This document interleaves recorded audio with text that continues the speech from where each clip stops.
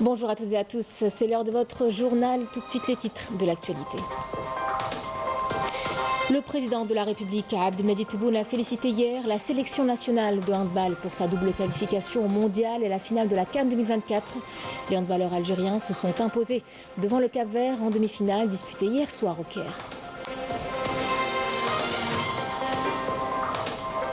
En application de la décision du président de la République portant sur l'octroi d'un don de fertilisants au Kenya, l'ambassadeur d'Algérie au Kenya a remis hier soir ce don au nom de l'Algérie. Une cérémonie officielle a été tenue au niveau du port de Mombasa.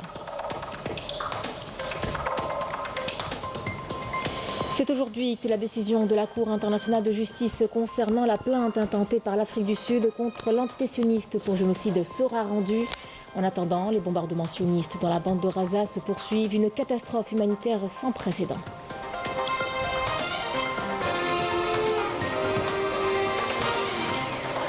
Au Maroc, la grogne sociale ne faiblit pas. Une manifestation en soutien à la Palestine a été organisée devant le Parlement à Rabat pour dénoncer la normalisation des relations avec l'entité sioniste. Les Marocains sont plus que jamais déterminés à faire aboutir leurs revendications.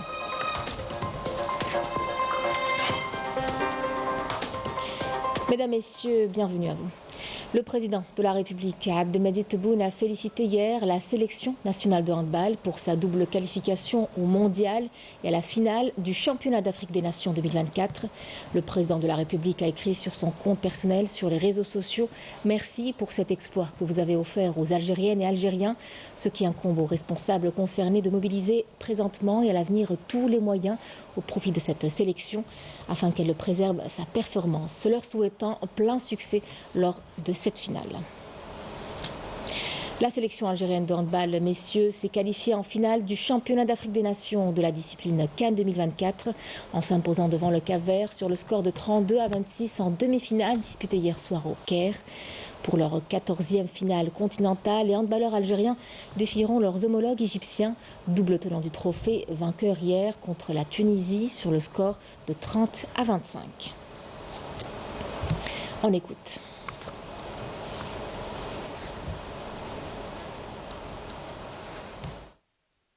On vit très bien au sein du groupe, on vit très bien, il y a une bonne ambiance, tous les joueurs sont conscients, on monte en puissance de match en match. Alhamdoulilah, il y a un très grand respect entre moi et les joueurs. Autant qu'entraîneur, je donne le mot d'ordre, mais tout le monde est responsable. Alhamdoulilah, pour l'instant ça marche bien. Inch'Allah, المزيد إن شاء الله من الانتصارات وإن شاء الله نفرحوا الشعب الجزائري إن شاء الله. Dieu merci, alhamdoulilah, on a gagné. Ça c'est le jeu collectif qui a primé aujourd'hui. On a travaillé dès le début, de la première, dès le sifflet de départ. Les coéquipiers étaient solidaires en défense, on était vraiment en bloc, le gardien il était super bien. On a joué, tout le monde a participé à cette victoire. Je pense qu'on était bien concentrés et j'espère que la prochaine. En application de la décision du président de la République, Abdelmadjid Tebboune, portant sur l'octroi d'un don de fertilisants au Kenya dans le cadre de la solidarité traditionnelle entre les deux pays, l'ambassadeur d'Algérie au Kenya a remis hier ce don au nom de l'Algérie. Le ministre kényan de l'Agriculture, Mithika Linturi, a reçu cette donation en sa qualité de représentant du gouvernement kényan de la part de l'ambassadeur Mehi Boumediene au cours d'une cérémonie officielle tenue au niveau du port de Mombasa où ont été déchargés les fertilisants. Je vous invite à écouter ces déclarations. Ce partenariat a été mis en place dans le but d'aider les agriculteurs du Kenya à augmenter leur productivité pour atteindre l'autosuffisance et assurer la sécurité alimentaire.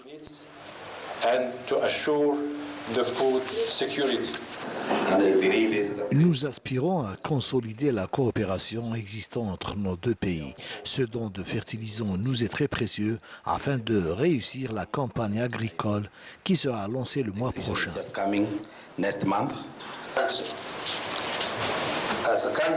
Nous avons besoin de 900 000 tonnes de fertilisants pour garantir notre sécurité alimentaire. Le gouvernement kényan mettra ces fertilisants à la disposition des petits agriculteurs pour un rendement meilleur.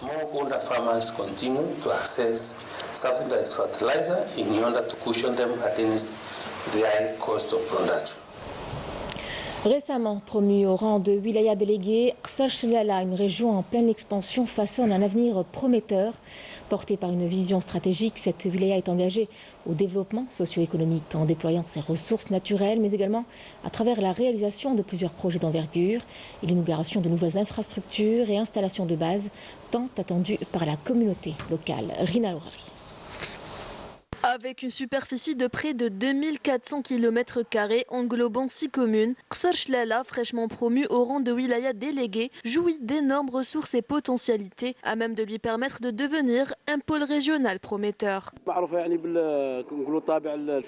Cette région est connue pour son caractère agropastoral. Elle possède de tous les atouts nécessaires pour contribuer au développement local. Nous sommes ravis que Qsar Chlala ait été promu au statut de wilaya délégué. Avec ses nombreuses ressources agricoles et hydriques, cela ouvre la voie à la réalisation de nombreux projets de développement agricole. La wilaya déléguée a bénéficié de l'inauguration de nombreuses infrastructures, tandis que d'autres projets sont en cours de réalisation, tous destinés à répondre aux besoins et aspirations des habitants locaux. Ce nouvel établissement hospitalier est une plus-value pour notre région et nous permettra d'accéder aux soins dans les meilleurs délais. Cette infrastructure répond à un besoin crucial et soulage les habitants qui attendaient impatiemment sa mise en service. Nous sommes très contents de l'ouverture de cette école et de la mise en place du bus scolaire. Cette nouvelle école accueille actuellement 56 élèves. Nous remercions le président de la République et attendons la réalisation d'autres projets dans la région. C'est une occasion pour visiter certaines des installations, infrastructures et réalisations accomplies par la wilaya de Tiaret au niveau de cette localité. Nous avons constaté une nette amélioration grâce à la politique mise en place par le président de la République. La population est très contente de voir ses aspirations se concrétiser.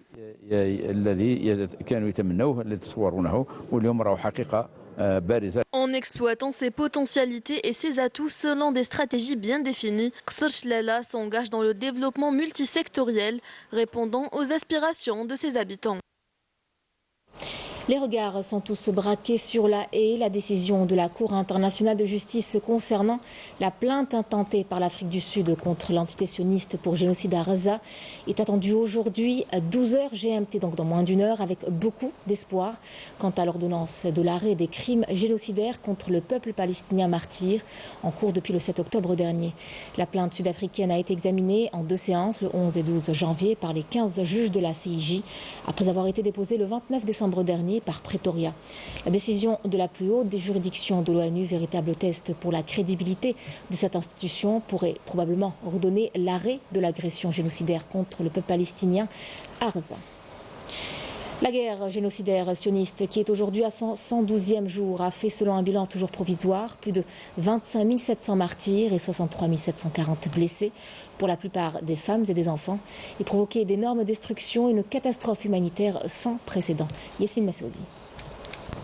Les bombardements continuent dans la région d'El Mawassi, à l'ouest de Khan Younes, ont contraint des centaines de Gazaouis à se déplacer une fois de plus à la recherche d'un endroit où s'abriter.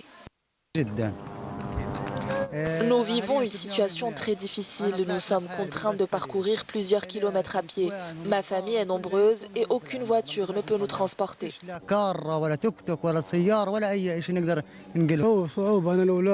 Nous avons constamment peur, moi et mes enfants. Nous pouvons mourir d'une minute à l'autre. L'entité sioniste ne fait aucune différence.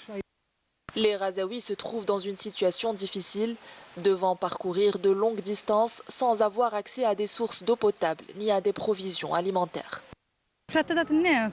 Je n'ai pas de quoi nourrir mes enfants, même pas un morceau de pain à se mettre sous la dent. C'est une situation insupportable. Le ministère de la Santé palestinien a indiqué que l'entité sioniste avait commis un nouveau massacre contre des Gazaouis qui attendaient de recevoir de l'aide au sud de la ville assiégée de Gaza, faisant 20 martyrs et 150 blessés. Le porte-parole du ministère a déclaré que l'occupant commet un nouveau massacre contre des milliers de personnes affamées qui attendaient de l'aide humanitaire à Gaza en provenance de Rafah. Selon des organisations humanitaires, ce n'est pas la première fois que l'armée sioniste cible des rassemblements de citoyens en attente d'une aide humanitaire et de secours.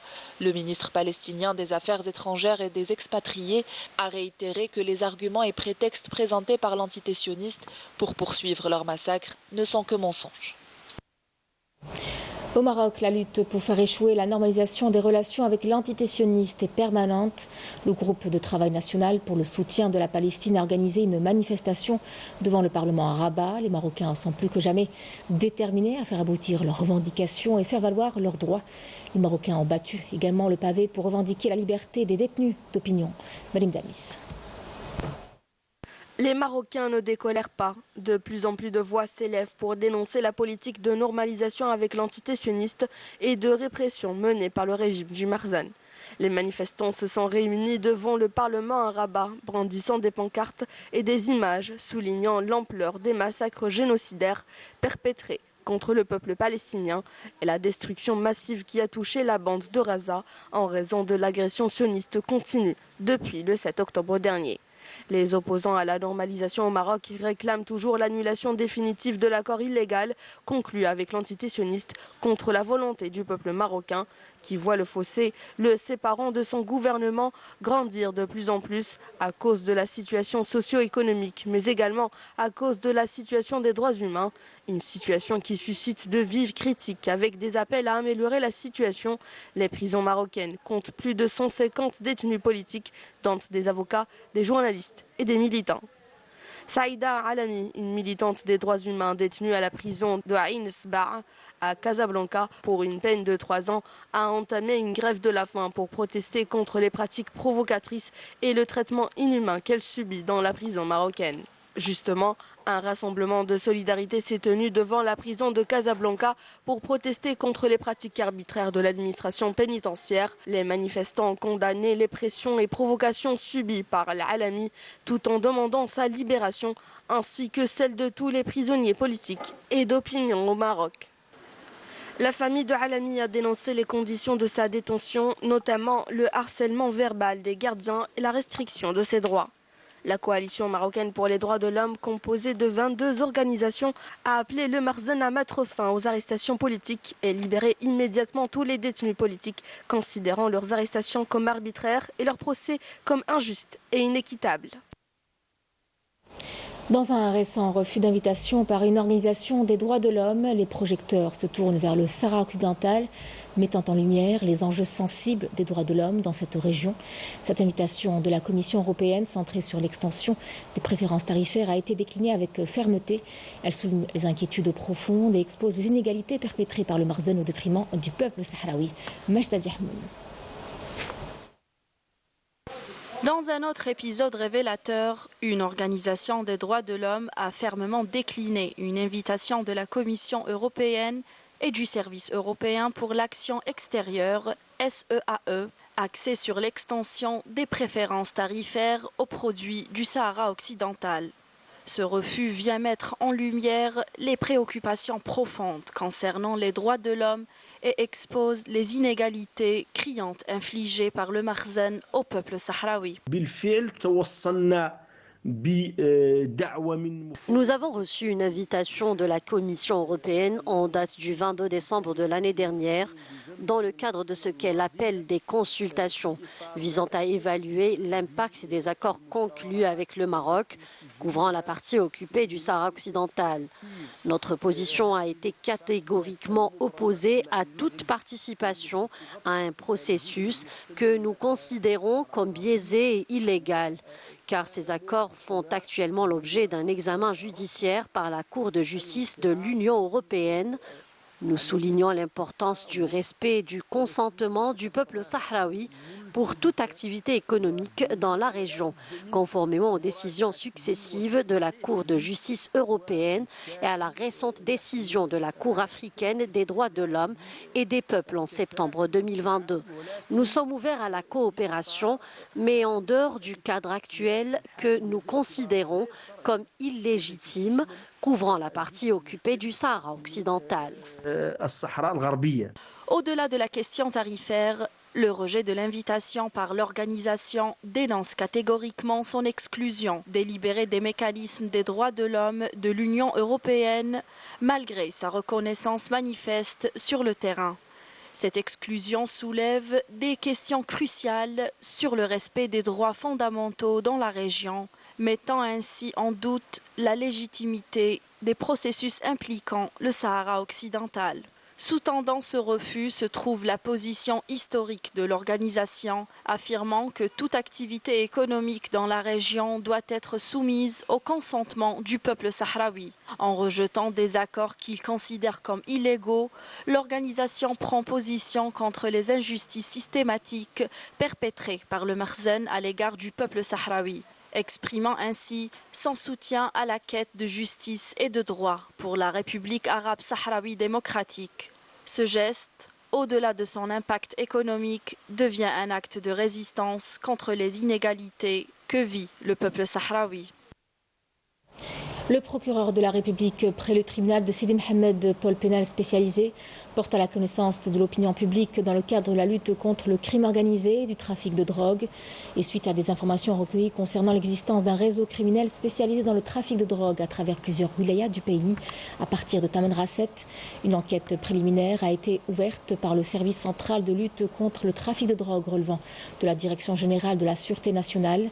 Suite à cette enquête, un réseau comprenant 13 personnes en leur possession, 31 kg de cocaïne, 52 250 comprimés psychotropes et 2 kg de kiff traité a été arrêté.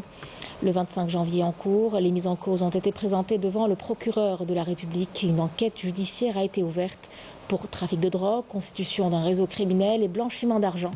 Après les interrogations, le juge d'instruction a ordonné de mettre 10 accusés en détention provisoire, un sous contrôle judiciaire, alors que 2 autres accusés ont été libérés. Du football à présent, la dernière journée de la phase aller de Ligue 1 est prévue ce week-end et elle promet d'être passionnante avec de beaux duels au programme. C'est avec le lac. Ce vendredi, le Mouloudia d'Alger, leader incontesté du championnat, assuré du titre honorifique de champion d'hiver, sera en mission difficile à Oran pour défier le MCO local, complètement revigoré depuis l'arrivée de Youssef Bouzidi à la tête de la barre technique. À Khenchela, l'USMK reçoit le Parado AC dans un match qui promet entre les 2 deuxièmes du classement. Le vainqueur de ce duel aura l'occasion de s'emparer seul de la place de dauphin si l'autre candidat à cette deuxième place, l'USM Alger, n'arrive pas à passer l'écueil du NC Magra. Autre rencontre intéressante à suivre, le derby de l'Est entre l'ES Sétif et le CS Constantine qui se partagent actuellement la 7e place du classement général avec 21 points. Samedi, le CRB Belouizdad devra réagir face à la JS Saoura après 3 matchs nuls de suite. Les Belouizdadi n'auront pas la tâche facile, bien que le club de Béchar voyage assez mal cette saison encore. À suivre également la confrontation entre clubs de milieu de tableau, celui qui opposera l'US Biskra à l'AS Sochleuf au moment où la JS Kabylie à Tizi Ouzou sera sur du velours en recevant la lanterne rouge l'US Souf. Pour sa part, l'US Benaknoun, dont la bonne lancée a été freinée dernièrement par l'USM Alger, aura peut-être l'occasion de se relancer dans la course au maintien contre le MC El Beyat qu'il recevra au stade du 20 août. Cette 15e journée se terminera dimanche avec donc ce match USM Alger NC Magra au stade du 5 juillet. Une victoire des Usmistes leur permettrait de terminer cette première moitié de saison à la 2e place. La télévision algérienne vous propose de voir le match qui opposera l'entente de Sétif au CS Constantine à partir de 16h45 sur Canal Algérie et sur la chaîne 4. À partir de 17h, vous pourrez suivre le match qui mettra aux prises le MC Oran ou MC Alger sur la chaîne 6 Eche-Babia. Direction les hauteurs de la Kabylie dans un charmant village situé à Etouagour dans la commune d'Erbil. Un groupe d'amis a décidé d'échapper à sa routine bien loin du brouhaha de la ville le temps d'un week-end dans une maison d'hôtes. Activités randonnée et détente étaient au programme. C'est un reportage de Majda Diahmoun. Nous sommes sur les hauteurs d'Erbil, plus précisément dans le village de Etouagour. C'est ici que Abdelmajid accueille ses tout premiers clients dans sa maison d'hôte, une humble demeure en pierre qui revêt une symbolique particulière pour lui et sa famille. C'est une mémoire, cette maison qui est derrière moi. Elle a été construite par mon grand-père, Donc ça remonte déjà à plus de 80 ans. On a gardé sa structure initiale, donc c'est avec la pierre rouge. Cette pierre rouge vient des carrières de la région. Et on a décidé d'en faire un petit projet touristique, donc dans le cadre d'une économie circulaire. Les visiteurs venus d'Oran, d'Alger et d'autres régions du pays découvrent les lieux et apprécient la vue panoramique. C'est un village très sympa, d'autant plus qu'on a trouvé des gens très sympas. On s'est dit on viendra en famille et en amis pour passer de très bons moments. Pas mieux que de se ressourcer. Je suis très contente d'être à Athouagour. C'est ma première visite. Les paysages sont magnifiques. L'Algérie ne cessera jamais de nous surprendre avec sa beauté. À 5 km, le lieu c'est Ethmislayen. Une escapade champêtre qui offre des vues spectaculaires sur les environs et l'opportunité de capturer des souvenirs inoubliables. C'est exceptionnel. Je la recommande vivement. Enfin, peu importe l'endroit où vous le faites, mais c'est quelque chose à faire. J'imagine que tout le monde est coincé toute la semaine dans un bureau devant un PC. Et franchement, pouvoir couper comme ça, c'est quelque chose d'exceptionnel. C'est une bouffée d'oxygène. C'est les rencontres entre les gens qui ne se connaissent pas forcément. Et donc, il y a eu des échanges de choses et d'autres. Et ça, c'est convivial, c'est l'esprit coopératif qu'il faudrait multiplier à chaque occasion. Les visiteurs, imprégnés de la sérénité des paysages, emportent avec eux la quiétude de cette parenthèse ressourçante en pensant déjà à d'autres endroits à visiter. C'était le journal de la rédaction. Merci à vous de l'avoir suivi. Tout de suite, les nouvelles du ciel. L'information revient ce soir à 19h avec Mounet Lard. Quant à moi, je vous retrouve demain pour l'édition de la mi-journée à midi. Excellente après-midi à vous.